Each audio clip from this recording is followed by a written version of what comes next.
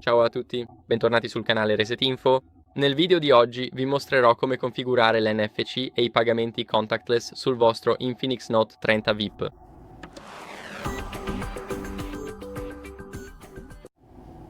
Per prima cosa, quello che dovete fare è andare ad aprire le impostazioni.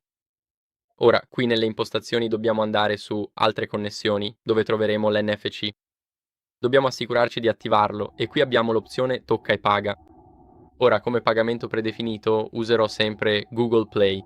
Per quanto riguarda l'opzione Paga con l'app in uso, consiglio di impostarla su Usa sempre l'app predefinita.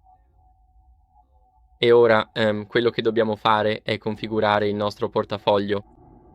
Quindi, se non avete Google Wallet qui, se non riuscite a cercarlo, quello che potete fare è semplicemente andare a scaricarlo. Quindi so che può sembrare strano che sia presente nelle impostazioni pur non essendo installato. Potete comunque vedere, come potete vedere, non è installato. Potete configurarlo nelle impostazioni, ma a volte potrebbe semplicemente non esserci. Quindi dovrebbe installarsi in meno di 10 secondi. E dopo aver cliccato su Apri, continuerete con l'account Google che avete scelto. Assicuratevi di consentire a Google Wallet di inviarci notifiche. Qui possiamo cliccare su Aggiungi carta di pagamento e aggiungeremo la nostra carta.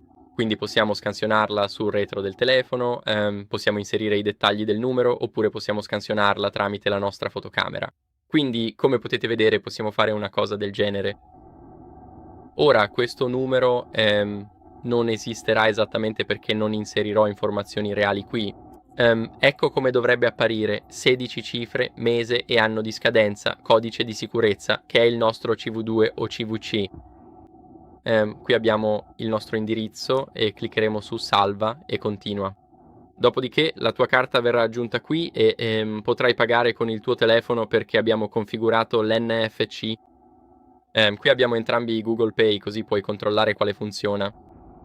Ed è così che potete configurarlo facilmente. Ora siete pronti a pagare con il vostro telefono e questo è tutto per il video.